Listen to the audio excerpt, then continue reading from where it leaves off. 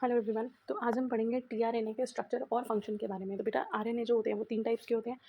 Ribosomal RNA, messenger RNA, transfer RNA. In this part we are studying about transfer RNA. So first thing is transfer RNA की जो shape होती है वो क्या होती है?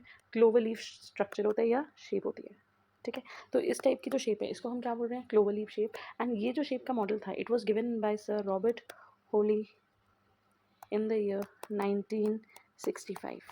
ठीक है, ये 2D स्ट्रक्चर है। तो ये इसका जो मेन स्ट्रक्चर से रिलेटेड क्वेश्चन आते हैं वो इसके 2D स्ट्रक्चर से रिलेटेड ही आते हैं। ठीक है, अब इसके अंदर क्या क्या प्रेजेंट है? क्लोवर लीफ शेप है, fine, Robert Holley, it was given by sir Robert Holley. ठीक है, अब उसके बाद आपको क्या याद रखना है इसके बारे में कि इट कंटेन्स 73 टू 93 न्यूक्लियोटाइड्स। तो इसके अंदर टोटल कितने न्यूक्लियोटाइड्स प्रेजेंट है इस पूरे स्ट्रक्चर के अंदर? बेटा 73 टू 93। ये जो नंबर है आपको कहीं जगह पे थोड़ा बहुत वेरी, लाइक 93 की जगह मे बी 96 या 98 मेंशन होगा। अब इसमें से इतने सारे न्यूक्लियोटाइड में से सिर्फ 10% जो बेसिस है वो मॉडिफाइड है। 10% sorry 10% of the bases are modified है, और मतलब वो और जब उनके ट्रांसक्रिप्शन हो जाती है तो उसके बाद मॉडिफाई हो जाते हैं। अब यहाँ पे अगर हम देखें तो मॉलिक्यूल के 2 एंड होते हैं, एक होता है 5 प्राइम एंड एक होता है 3 प्राइम एंड। अब ये फोल्डिंग की वजह से इसका जो 5 प्राइम और 3 प्राइम है वो नियरली एक दूसरे के पैरेलल या एंटी पैरेलल आप बोल सकते हो, लाई कर रहे हैं। ठीक है, जो 5 प्राइम एंड होता है ना बेटा, 5 प्राइम एंड पे क्या प्रेजेंट होता है? At the 5 prime and there is GMP molecule. ठीक है, और 3 प्राइम एंड पे हमेशा सीक्वेंस प्रेजेंट होगा CCA। तो ये बात आपको याद रखनी है कि 5 प्राइम एंड पे GMP प्रेजेंट होता है और 3 प्राइम एंड पे CCA। ये क्लोवर लीफ स्ट्रक्चर जो हम बोल रहे हैं कि ये क्लोवर लीफ को रिजेंबल करता है, तो ये क्लोवर लीफ को क्यों रिजेंबल करता है? ये क्लोवर लीफ को रिजेंबल करता है because of the extensive folding, because of the folded structure. ठीक है, तो टीआरएनए के जो न्यूक्लियोटाइड सीक्वेंस उसमें एक साइड पे जो सीक्वेंस होते हैं दूसरी साइड पे उसके कॉम्प्लीमेंट्री सीक्वेंस होते हैं। मान लो अगर यहाँ पे है AUG तो दूसरी साइड पे उसके कॉम्प्लीमेंट्री प्रेजेंट होंगे। ठीक है, एक इसके साथ बाइंड कर UAC, तो जिसकी वजह से ना अब ये स्ट्रक्चर जो था वो फोल्ड हो गया just because of this complementary pairing. ठीक है, तो यहाँ पे आपको याद रखना है क्लोवर लीफ स्ट्रक्चर क्यों है? क्लोवर लीफ स्ट्रक्चर प्रेजेंट है because of the complementary pairing. अब उसके बाद अगर हम इसके मेन आर्म्स की बात करें या इसके अमीनो एसिड्स की बात करें तो सबसे पहले हम बात करेंगे इसके 3 प्राइम एंड की। 3 प्राइम एंड पे बेटा क्या प्रेजेंट है? 3 प्राइम एंड पे प्रेजेंट है अमीनो एसिड आर्म। ठीक है, so at the 3 prime and there is amino acid acceptor arm. As the name suggest कि ये जो एंड है वो अमीनो एसिड को एक्सेप्ट करते हैं या अमीनो एसिड जो है वो अटैच होता है। तो टीआरएनए का 3 प्राइम एंड जो है वो अमीनो एसिड एक्सेप्टर आर्म है।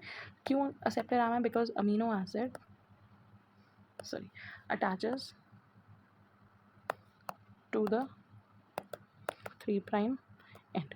3 प्राइम एंड पे ही आके अमीनो एसिड अटैच होते हैं। जब टीआरएनए जो एक्टिवेटेड होता है, जैसे अमीनो असाइलेटेड जब आरएनए होता है, तो एक्टिवेटेड आरएनए जब अमीनो एसिड्स लेकर आता है तो वो कौन से एंड पे लाता है? 3 प्राइम एंड पे। ठीक है, उसके बाद आ जाता है, अगर नेक्स्ट की बात करें तो हमारे पास है anticodon arm. So the second arm which we are talking about is anticodon arm. Anticodon arm से आपको क्या मतलब है कि यहाँ पे ऑब्वियसली एंटीकोडोन्स प्रेजेंट है।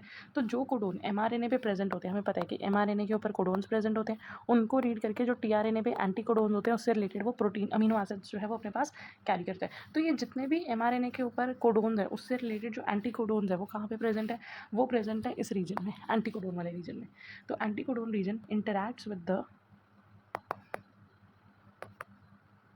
Codon present on mRNA। जो mRNA मॉलिक्यूल के ऊपर कोडोन प्रेजेंट है, अगर हम इसकी लेंथ की बात करें तो इट हैज़ यूजुअली 7 न्यूक्लियोटाइड। इसकी जो लेंथ है वो कितनी लॉन्ग है? 7 न्यूक्लियोटाइड के, और जो बीच में जो एंटीकोडोन्स होते हैं वो मिडिल 3 होते हैं। ठीक है, among which middle 3 constitutes the या forms the anticodon.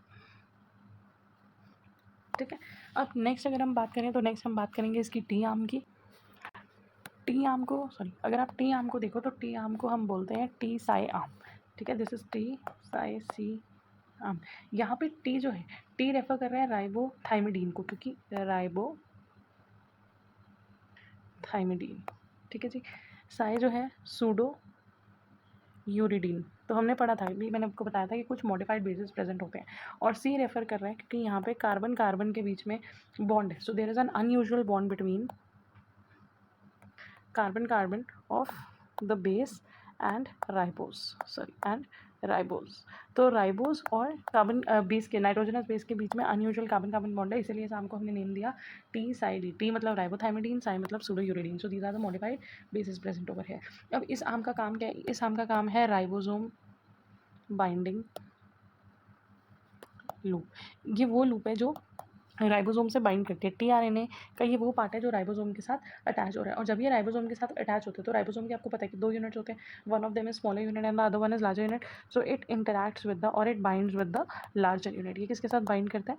Larger unit of ribosome के साथ। ठीक है जी। और इसकी अगर हम लेंथ की बात करें, सीक्वेंसेस की बात करें, तो इसके पास nearly it has 7 nucleotides. 7 nucleotides. तो 3 आर्म्स के बारे में हम बात कर चुके हैं, अमीनो एसिड, टी आर्म और एंटीकोडोन आर्म। नेक्स्ट आर्म हमारी है बेटा डी आर्म। तो अगर हम बात करते हैं डी आर्म की, डी आर्म को डी आर्म भी बोला जाता है या फिर DHU आर्म या फिर लूप, कुछ भी बोल सकते हैं। अब यहाँ पे DHU का मतलब क्या है? DHU का मतलब है dihydrouracil. This is again a modified base. तो यहाँ पे डाई हाइड्रो यूरासिल जो है वो प्रेजेंट होता है। इट कंटेन 2 और 3 residues of D at different positions. ठीक है, यहाँ पे डाई हाइड्रो यूरासिल प्रेजेंट है। डाई हाइड्रो यूरासिल क्या है? It is an analog of uracil. आप समझ सकते हो कि यूरासिल का एक सिमिलर पार्ट है या एक मॉडिफाइड पार्ट है विच सीम्स लाइक यूरासिल। अब इसका फंक्शन क्या है? अमीनो असाइल सिंथेटेज जो है वो यहाँ पे बाइंड होता है। Amino acyl synthetase binding site बोल सकते हो या बाइंडिंग लूप बोल सकते हो।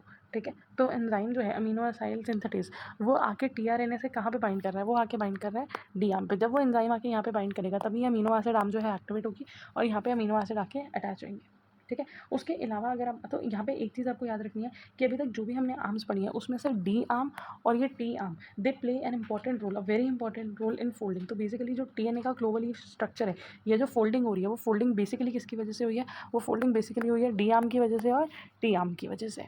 अब अगर हम उसके अलावा एक बात करें, so there is one more arm जिसको हम बोलते हैं एक्स्ट्रा आर्म या variable region. So between the D arm या D loop and T loop there lies a highly variable region। ये बहुत ही ज़्यादा वेरिएबल है। वेरिएबल मतलब यहाँ पे कोई फिक्स सीक्वेंस नहीं है जो हमें कोई एक फिक्स सीक्वेंस मिले। यहाँ पे हमें different different type of sequences मिलते हैं। तो यहाँ पे बहुत सारे, इट हैज़ मेनी एबनॉर्मल या मॉडिफाइड बेसिस आप बोल सकते हो। तो इसका रोल क्या है? ये जो वेरिएबल रीजन है, ये जो एक्स्ट्रा आर्म है, इसका रोल क्या है? ये हेल्प करता है, this arm helps in recognition of tRNA. ये टीआरएनए के रिकॉग्निशन में हेल्प करते हैं। ठीक है जी। So this was the basic structure of tRNA. और अगर हम बात करें फंक्शन, ऑफ टीआरएनए मॉलिक्यूल, तो टीआरएनए क्या फंक्शन? टीआरएनए जो है बेटा, it plays an important role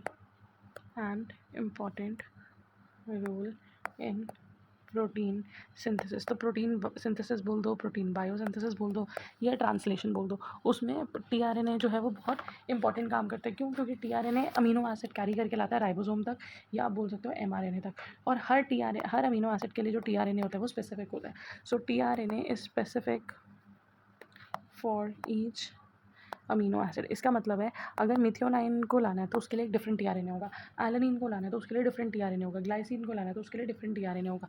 so therefore it acts as an adaptor molecule. ये एक अडेप्टर मॉलिक्यूल है जो अमीनो एसिड्स और एमआरएनए को लिंक कर रहे हैं। ठीक है, linking mRNA to its specific amino acid, उसके कोड के बेसिस पे एंटीकोडोन रीड करता है और अमीनो एसिड लेकर आता है। तो this is the function of tRNA. Protein synthesis में हेल्प कर रहा है। कैसे कर रहे हैं? अलग अलग अमीनो एसिड के लिए अलग अलग टीआरएनए होता है, स्पेसिफिक होता है। और यही एक अडेप्टर और लिंकिंग मॉलिक्यूल है जो अमीनो एसिड को कैरी कर रहा है कहाँ तक? एमआरएनए तक, ताकि प्रोटीन सिंथेसिस हो सके। So this was about the basic structure and function, या to be in detail 2D structure and function of tRNA molecule. Thank you for watching, keep studying.